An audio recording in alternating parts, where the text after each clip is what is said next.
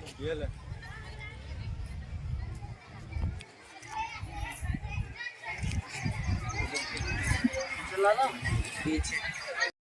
वालेकुम नाज़रीन।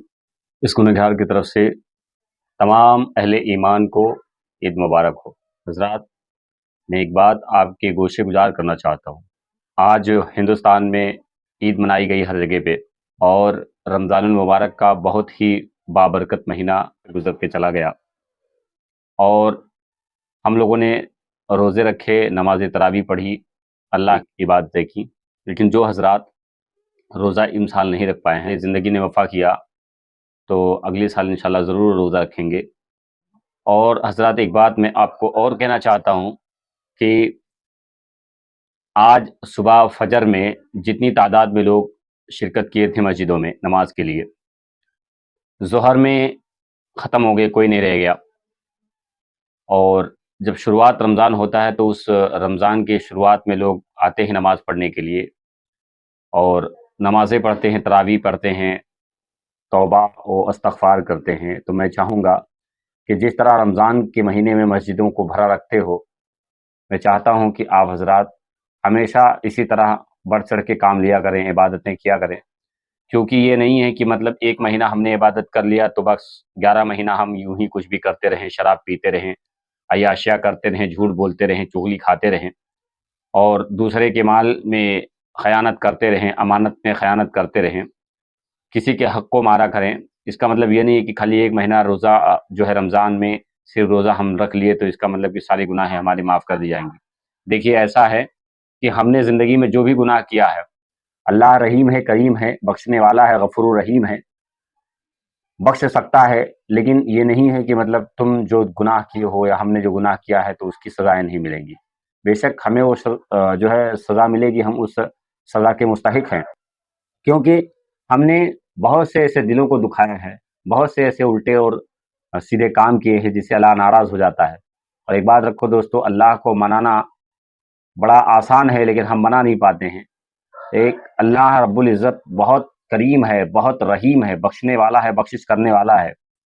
हम दुनियावी ज़िंदगी किस हिसाब से जीते हैं, असल क्या है, हमने हिंदुस्तान में रहकर जो है तमाम ग़िज़ाओं को हमने खाया। रमज़ान के महीने में इतनी ग़िज़ा हमने खाई, अल्लाह ने ऐसे-ऐसे ग़िज़ाओं से हमें नवाज़ा, लेकिन हम थोड़ा ज़ोर और फ़िक्र डाले उन जो है मासूम बच्चों और बच्चियों पर और बुज़ुर्ग और नौजवानों पर जो ताल्लुक़ रखते हैं फ़लस्तीन से।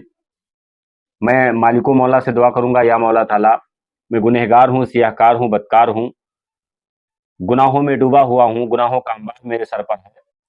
परवरदिगार आलम से मैं दुआ करूँगा कि मालिको मौला, जो फ़लस्तीन में शहीद हुए हैं मौलाए करीम, उनके शहादत को तो कबूल फरमा, और ज़ालिम के ज़ुल्म से बचा, और हासिदीन के हसद से बचा, और शयातीन के मकरो फ़रेब से बचा। मालिको मौला, मैं तेरी बारगाह में दुआ करूँगा, परवरदिगार आलम, फ़लस्तीनी आए दिन शहीद हो रहे हैं, ज़ालिमों का शिकार बन रहे हैं, मौला ताला उन पर रहम फरमा।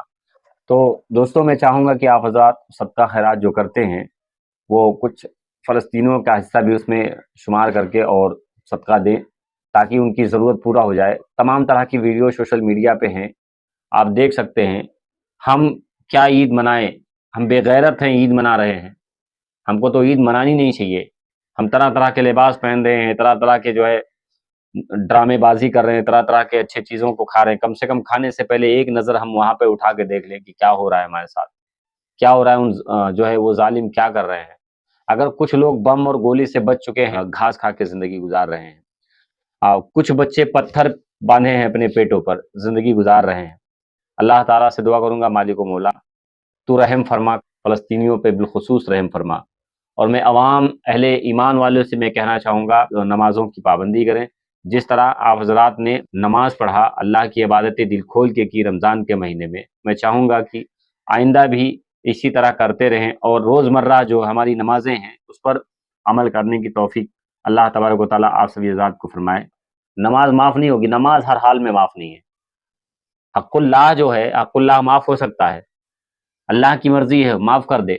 हक़्क़ुल इबाद कभी नहीं माफ़ हो सकता है, जब तक के सामने वाला तुमको माफ़ ना करे। हक़्क़ुल इबाद कहते किसे हैं?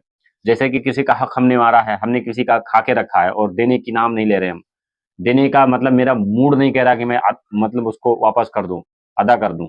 تو یہ جان کے رکھیں، اتنا سمجھ کے رکھیں کہ جب تک وہ انسان تمہیں معاف نہیں کرے گا تب تک تم چاہے جتنی نمازیں پڑھتے رہو، چاہے جتنا مرتبہ حج کر لو، چاہے جتنے مرتبہ اجمیر چلے جاؤ، جتنا درگاہوں پہ جانا چاہتے ہو چلے جاؤ، میں پوری گارنٹی کے ساتھ کہتا ہوں معاف نہیں ہونے والا، کیونکہ حق العباد یہ اللہ کا حق نہیں ہے، یہ اس بندے کا حق ہے جو تم نے مار کے رکھا ہے۔